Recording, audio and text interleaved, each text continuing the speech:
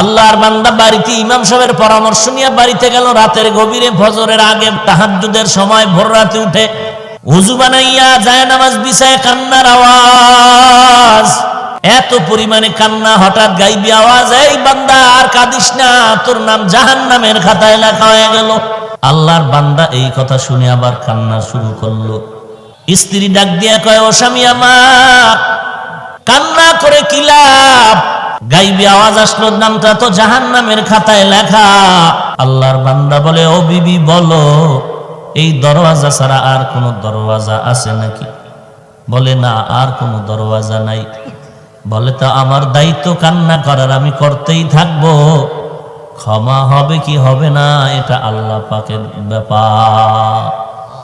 এই ভাবিয়া বান্দা আবার কান্না শুরু করলো। কান্না বন্ধ করে লাভ নাই, এমন কান্না দিল, কিছুক্ষণ পর আবার গাইবে আওয়াজ আসলো, ওরে আমার গোলাম, আর কাঁদবি না, তোর নামটা এখন জান্নাতের খাতায় লেখা হয়ে গেছে। قل يا عبادي الذين أسرفوا على أنفسهم لا تقنطوا من رحمة الله إن الله يغفر الذنوب جميعا إنه هو الغفور الرحيم।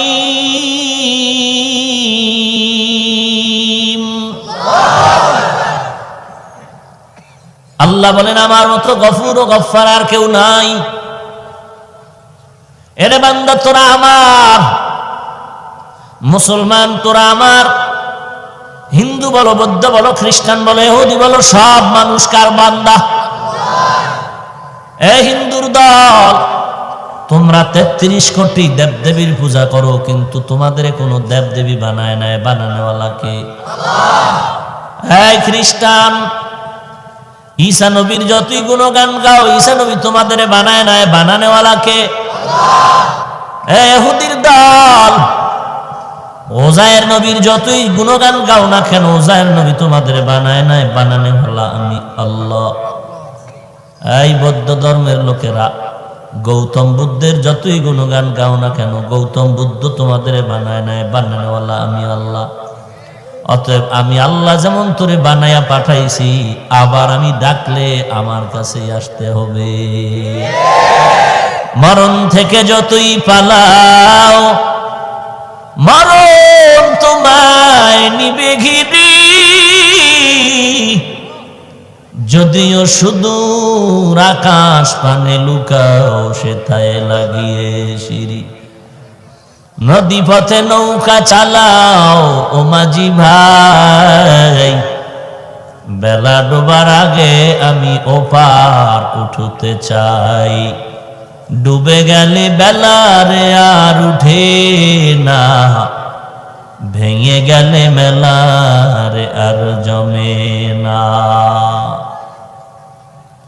এরে নবীর উম্মতের দল, নমরুদের মতো বেঈমান এত বড় বাহাদুর পালাতে পারে নাই। ফেরাউন আল্লাহর বিরোধিতা করিয়াও পালাতে পারে নাই।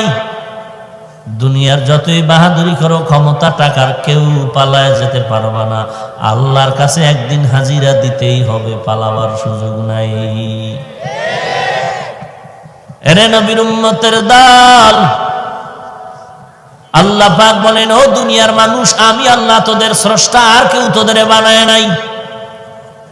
আমি আল্লাহ কথা বলার শক্তি দিয়েছি, কথা বলতে পারো, চলার শক্তি দিলাম, চলতে পারো। আমি আল্লাহ যদি কথা বলার শক্তি না দেই, কথা বলতে পারবি না, চলাফেরার শক্তি না দিলে চলতে পারবি না। অতএব আমি আল্লাহর দিকে ফিরে আয়। যারা শয়তানের ধোকায় পড়ে গুনাহ করেছে, আমি আল্লাহ তওবার পথে ডাকলাম, আয়। আমি আল্লাহর দরবারে গুনাহের কথা স্মরণ করে চোখের পানি ছেড়ে তওবা কর। চোখের পানি ছেড়ে যদি তওবা কর, গালের নিচে পানিটা যাওয়ার আগেই সব গুনাহগুলো মাফ করে দিব। আয় বেরাদার দূরে বাসা জিয়ারে বদ, ইয়ারে বদ বতর বুয়া দজমারে বদ, মারে বদতন হাতরা বর যা জানাদ, ইয়ারে বদবর জানে ইমানত জানা। আল্লাহ পাক তওবার পথে বারবার ডাকলেন কেন? হিন্দুদেরও তওবার পথে ডাকলেন, বৌদ্ধদেরও ডাকলেন, খ্রিস্টানদেরও তওবার জন্য ডাকলেন। কারণটা কি? কারণ হলো আল্লাহ চান না তার হাতে করা বানানো বান্দাগুলো কেউ জাহান্নামে যাবে। হাদিসের মধ্যে নবী বলেন, জমিনে যত মানুষ এসেছে, আসতেছে, আসবে, সবার জন্য জান্নাতে একটা ঘর বানানো আছে। ফেরাউনের নামে জান্নাতে ঘর, নমরুদের জন্য জান্নাতে ঘর, সাদ্দাদের জন্য জান্নাতে ঘর। কিন্তু কোরআন হাদিস রিসার্চ করে যেটা ফলাফল এলো, কোনো বেঈমান জান্নাত পাবে না। জান্নাত পাওয়ার জন্য একমাত্র ঈমান ছাড়া পাওয়ার কোনো সুযোগ নাই। কোন বেঈমান জান্নাত পাবে? বলেন, একমাত্র মুমিন যারা ঈমানওয়ালা তারা জান্নাত পাবে। অতএব যদি বাংলাদেশের কোন কুতুবুল আলম মাহবুবে সুবহানি বলে, আমার দরবারে আসো, হিন্দু থাকো, বৌদ্ধ থাকো, যার যার ধর্ম পালন করো, তবে আমার দরবারে আসলে জান্নাত পেয়ে যাবে, এই কথাটা কি কোরআনের পক্ষে না বিপক্ষে? যেই নামের ভণ্ড পীর দাবিদার কোরআনের বিপক্ষে কথা বলে, এই বান্দা পীর হবে দূরের কথা, মুসলমানই তো হতে পারলো না। মুসলমানি বুয়াদ গরদান নেহাদান, এনানে খুদবদস্তে খাজাদান, গর্ব সুরাত आदमी इंसाबुदे, अहमद अबू जहलो हम एक साबुदे। আল্লাহ সবাইকে তওবার পথে ডাকলেন, আর সব মানুষের নামে জান্নাতে ঘর আছে। তো যেই বেঈমানেরা জান্নাত পাবে না নিশ্চিত, যারা ঈমান নিয়ে কবরে যায় না এরা জান্নাত পাবে না, তাহলে তাদের জান্নাতের কি হবে? আল্লাহ বলেন, নবী উম্মতরে জানায় দেন, আমি আল্লাহর ইবাদত করতে গিয়ে কিছু মূল ডিউটি আছে, আবার কিছু ওভার ডিউটি আছে। প্রত্যেক মুমিনদের জন্য বছরে একবার রমজানে রোজা রাখা মূল ডিউটি, অন্যান্য সময় রোজা রাখা ওভার ডিউটি। প্রত্যেক মুমিন মুমিনাতের জন্য দৈনিক 5 বেলার নামাজ পড়া মূল ডিউটি, অন্য নামাজ পড়া ওভার ডিউটি। ধনী মানুষের জন্য বছরে একবার যাকাত দেওয়া মূল ডিউটি, অন্য সময় দান করা ওভার ডিউটি। জীবনে একবার ধনী মানুষ সমর্থবানের জন্য হজ করা মূল ডিউটি, অন্য সময় হজ করা হলো ওভার ডিউটি। যারা আমার মূল ডিউটি ঠিক মতো আদায় করবে, আমি আল্লাহ তাদেরকে তো এমনে জান্নাত দিব। আর মুমিনের মধ্যে যারা আমার মাওলার দেওয়া ডিউটির পরে ওভার ডিউটি করবে, আমি আল্লাহ রাব্বুল আলামিন বেঈমানের বানানো জান্নাত ওভার ডিউটি করনেওয়ালা মুমিনদের বোনাস দিয়ে দিব। বেহেশত আযাকে আযারে নবাশত, কাসে রাবা কাসে কারে নবাশত। আল্লাহ বলেন, আমি চাই না আমার বান্দা কেউ জাহান্নামে যাক, এজন্য আমি তওবার পথে ডাকলাম, আয় তওবা কর। যারা গুনাহ করিয়া শয়তানের ধোঁকায় পড়ে জুলুম করেছো, তওবা করো। এরে নবীর উম্মত, তওবা করার মতো যদি করো, গুনাহের খাতা থেকে নাম কেটে যাবে, জান্নাতের খাতায় নাম উঠে যাবে। আল্লাহ তওবার পথে আহ্বান করলেন। এক বিধর্মী লোক একটা মূর্তি বানাইয়া সামনে বসায় ওটারে ডাকে, সনম সনম সনম সনম, এ আমার দেবতা, ও আমার খোদা, এইভাবে ডাকতেছে। কোনো আওয়াজ নাই, আওয়াজ নাই, আওয়াজ নাই। হঠাৎ একদিন সনম সনম সনম ডাকতে ডাকতে জিহ্বা দিয়া অনিচ্ছায় বের হয়ে গেল সমাদ, আল্লাহুস সমাদ। সাথে সাথে জবাব আসলো, লাব্বাইকা ইয়া আবদি। আল্লাহর বান্দা চমকে গেল, এত বছর সনম সনম বলে ডাকলাম, কোনো আওয়াজ নাই, আজকে সমাদ শব্দ বের হয়ে গেল। কে আমাকে বলে তুই আমারে ডাকো কেন? কে আপনি? বলে আনা রাব্বুক। আমি তোর রব। বলে এতদিন ডাকলাম, এতদিন জবাব পেলাম না, আজকে সমাজ শব্দের ডাক পেলাম, জবাব পেলাম। বলে তুই এতদিন সনাম বলে ডাকছো, সনাম তো তোরে বানায় নাই, বানানেওয়ালা তো তোর রব। ওই রবের তুই ডাকবি, আমি তোর দিকে তাকায়ছিলাম, কখন তুই একটা আল্লাহ বলে জিব্বাটা দিয়ে ডাক দিবি। এরে বান্দা, তুই আব্বাকে ডাকো, মাকে ডাকো, বাধা নাই। মাঝে মাঝে তুই জবানটা দিয়ে আল্লাহর মোহব্বতে আল্লাহকে ডাকবি। একটা মনের মতো যদি ডাক দাও, আমি আল্লাহ তোর ডাকের কারণে সব গুনাহগুলো মাফ করে দিব। তুই যখন মাকে মা বলে ডাক দাও, মায়ের কলিজা ঠান্ডা হয়ে যায়। বাবাকে আব্বা বলে ডাক দাও, বাবার কলিজাটা ঠান্ডা হয়ে যায়। তোর মা বাবায় তো তোরে বানায় নাই। কথা বলার শক্তি দিলাম আমি আল্লাহ, হাঁটার শক্তি দিলাম আমি আল্লাহ, সৌন্দর্যর শক্তি চেহারা সুন্দর করে দিলাম আমি আল্লাহ। তোর মা শুধু তোরে লালন পালন করে, একটু কাপড় দেয়, খানা দেয়। তোর বাবা তোর একটু লালন করে, জন্য মা বাবার পাগল হয়ে গেছে। এরপর দেখ, তুই একবার ডাক দাও মা, যদি ডাক বন্ধ করো পাগলের মতো হয়ে যায়। কেন সন্তান আমাকে মা বলে ডাক দেয় না? রাতের আধারে মা স্বামীর বিছানায় ঘুমিয়ে, স্বামী ঘুমায়, হঠাৎ দেখে স্ত্রী কান্না করে। আল্লাহর বান্দা বলে, বিবি এই রাতের বেলা কান্না কেন করো? বলে, মনে বড় দুঃখ। কি দুঃখ? বলে, একটা সপ্তাহ হয়ে গেল সন্তান আমাকে মা বলে ডাক দেয় না। তো অসুবিধা কি? এক সময় ডাকবে, সমস্যা কি? ডাকে না কেন? বলে, ওর শাসনের জন্য ধমক দিলাম, অভিমান করে রাগ করে মা কয়া ডাকে না।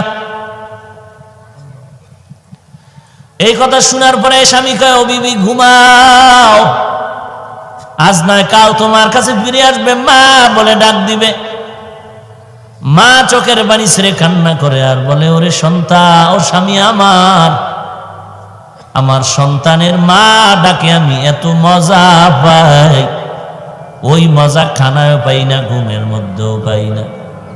আল্লাহ বলেন, ওরে গোলাম, তোরে আমি এমন সুন্দর করে ডাক দিলাম, এত সুন্দর করে বানাইলাম, তোর মায়ের থেকে 99 গুণ মায়া আমি আল্লাহর কুদরতের কাছে বেশি। তোর মায়ে যদি ডাক বন্ধ হয়ে গেলে কষ্ট পায়, আমি আল্লাহ কি মনে করো? তোর ডাক বন্ধ হয়ে গেলে আমি আল্লাহ কেন কষ্ট পাবো না?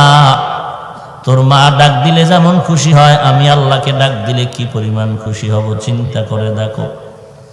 ওই বান্দা সনম সনম ডাকার মধ্যে সমদ শব্দ বলা মাত্র আল্লাহ জবাব দিয়ে দিলেন।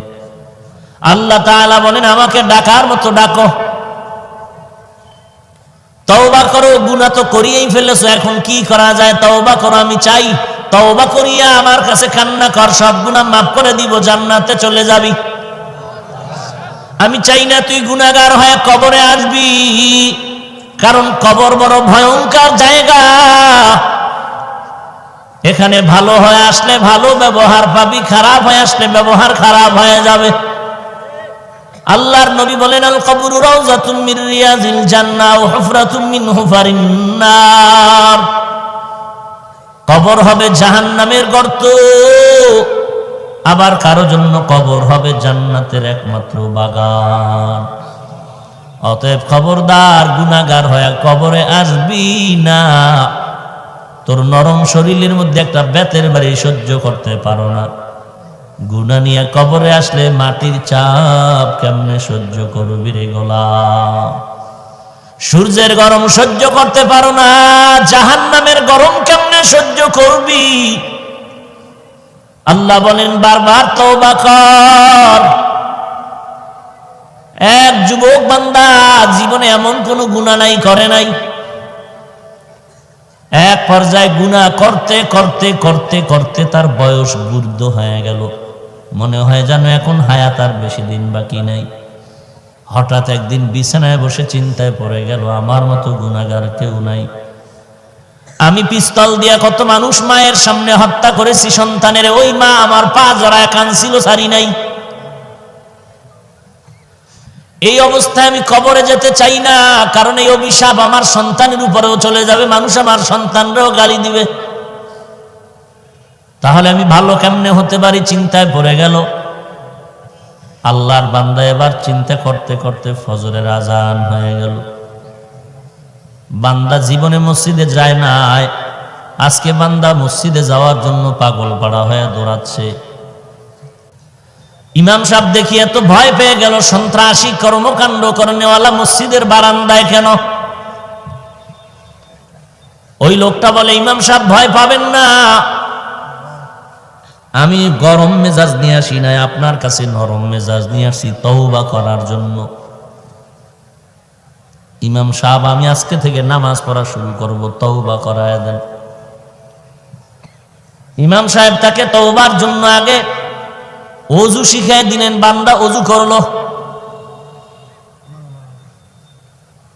আর বললেন নামাজ পড়ো আর গভীর রাতে আল্লাহর কাছে কান্না করো, আল্লাহ মাফ করে দিবেন। কারণ আল্লাহর মতো দয়াময় কেউ নাই। সন্তান হাজার অন্যায় করে মা বাবার কাছে ক্ষমা চাইলে, চোখের পানি দেখলে মা বাবার দয়া হয়ে যায়। দুনিয়ার ছাত্ররা যদি অপরাধ করে চোখের পানি ছেড়ে ওস্তাদের সামনে দাঁড়ায়, মায়া হয়ে যায়। ওই মা বাবার থেকে, ওস্তাদদের থেকে আল্লাহর মায়া কি কম? আল্লাহর কাছে বান্দা যদি কান্না করো, আল্লাহর কেন দয়া হবে না, মায়া হবে না? আল্লাহ বলেন তওবা কর, আমি জীবনের সব গুনাহ মাফ করে দেব। ইমাম সাহেব বলে, তুমি গভীর রাত্রে ঘরের মধ্যে এক কর্নারে ওযু করিয়া আল্লাহর কাছে কান্না করতে থাকো।